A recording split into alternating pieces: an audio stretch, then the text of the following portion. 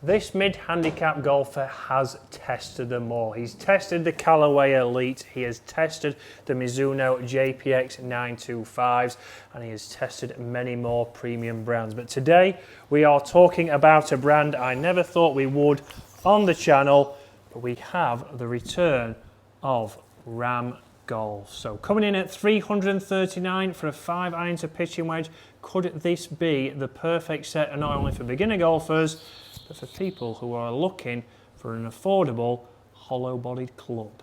And guys, if you are new to the channel, then welcome to this YouTube channel. If you want to join us on that journey to 50,000, then hit that subscribe button. And guys, if you're a regular viewer of the channel, welcome back.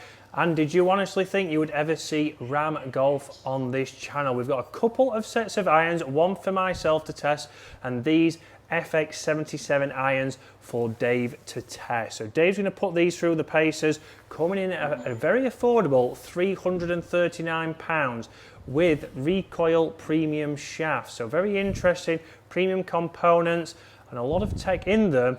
How will they perform? So Dave, first shot right there was a nice towering pitching wedge, I take it. It was, and look at the distance. Yeah, 105 going 116, so your normal pitching wedge from your Tacoma 101Ts? About 102 in total. Yeah, so very interesting. Similar lofts here, and we're going to put the lofts on screen now. You can see that they are very close, but again, these clubs, Ram, has anyone got these clubs? And if you have, where did you get them? I think, again, price-wise, ridiculously good value for a hollow body club. And straight away there, Dave, it's looking very good.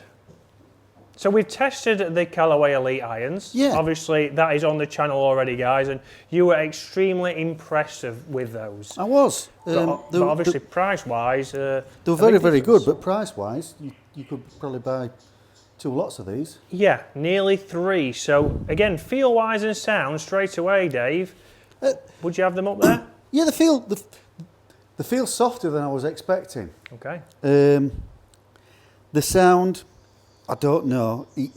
I tend not to be able to hear the sound as well when I'm inside. Yeah. They sound fine to me, but I'd be interested to see what they're like outside with sound. So guys, the reason why we are inside, this is still the situation outside, and it has been 2 weeks of pain of looking at snow outside. So one more here, Dave, from that pitching wedge, because that has been extremely consistent. And again, if we have a look at that dispersion of where those 3 have finished, look at the consistency of those 3 shots right there. So Dave's going to point to the 3 shots because we forgot to clear the screen. It's not the green ones. It's those 3 right there. So again, distance-wise, 125 there, 112 carry. Very interesting, Dave. So we're going to change club now. We are going to go up to an 8-iron, which I have here. So I've tricked him there because he's going to look. But obviously, fantastic looking, Dave, as well. do you know what? Shelf appeal, I think they look great. I mean, the fans didn't see any of that. It was wiggled all around. I feel like I've just done that from them. So yeah, fantastic. Shelf appeal, you like them? I do. And again, behind the golf ball, top edge. A little bit thick. It reminds me of the old Big Berthas, if I'm honest. Old Big Berthas. So we're going to change on here the distance. So we're just going to go to an iron. We're going to select 8-iron.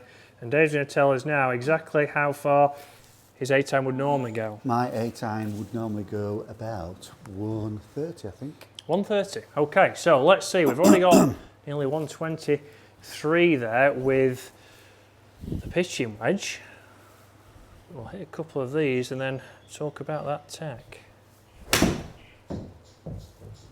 Again, it sounded good to me, launched good. 130 is your normal number. Wow. Yeah.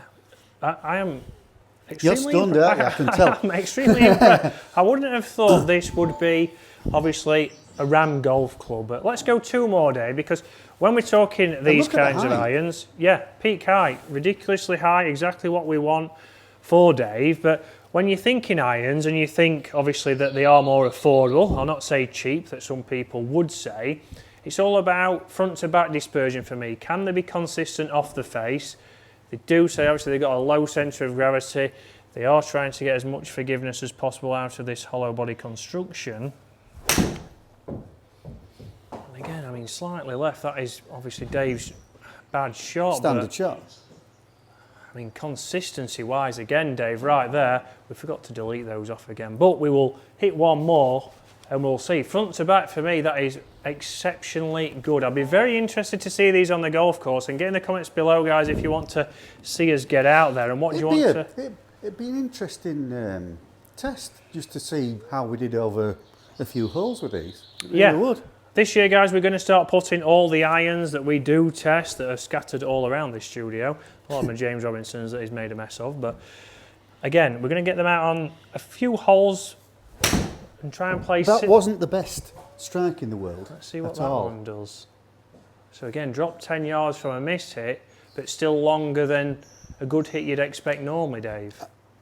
Yeah, very much so. But I hit it, as I say, hit it about 3 inches behind the ball then. Yeah, so down here we would now go to, in Dave's bag, he would have a 6-iron. Look, I picked the right one up there. So this is the longest club, or the least lofted iron Dave would have in the bag. So let's give you that now, Dave. And again, normally you would be saying how far with your 6-iron on a good one, let's just say. Good one, about 150. 150, 155. Yeah. So again, we've already seen with this 8-iron that we got up to 146. So let's see if we can still get height from this iron. And that was clean, but that was still a towering shot there, Dave. Still nice and high, 146, going 160 from a missed strike as well. A little bit low on the face, I would say. Yeah. Very interesting there that these are performing so well. Guys, have any of you tested these Rams? Do any of you have these Ram clubs? I will be testing some Rams That's next an awful week. shot, Chris. That's a bit of a miss hit, and exactly what we would expect from any club with a miss hit. Let's see where Dave caught the ground there. Just the 6 inches behind on that one. So we all have them, Dave.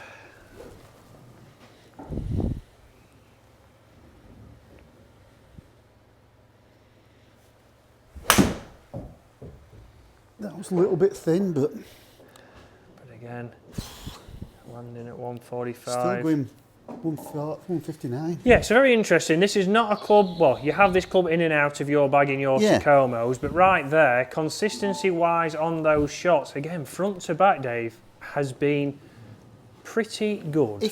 If I had a club that I was fairly certain was going to go about 160 yards, that would really fill a gap for me, wouldn't it? Yeah, and let's see that, again, you can get up to a 4-iron in these clubs, so you can get, that's a 7-iron, so that's no good to me. There is a 5-iron down here somewhere. I'm going to say it's the longest one there, that kind of gives it away. But again, we have got the 5-iron to pitching wedge, so 329. You can get a 4-iron as well, which would make it 399. So you can add a 4-iron into this, but this is where, again, Dave doesn't have a 5-iron in his set that he uses. Can this still perform, or will we still need to consider something else? So Dave's really gone after that one. I did. Bit off balance. I mean, it's got out there to 175, but it might have been a lost club. And we do have, well, actually, we do have another club to try, which will be on the channel soon from Ram, which is a driving iron. So again, they could be some options that Dave might go after that 6-iron. And again, that's a reasonable flight, Dave. Again, 157 going 175. Pretty good. Let's go one more. Let's see if we can repeat. Again, not a club in the bag. That's slightly better than some of the more expensive clubs than I've tested recently. Yeah, and this will be interesting. We'll get these obviously compared to the latest premium brands and see how they do on, like I said, those certain few holes we might play here at Waterfront when the weather finally arrives in the UK.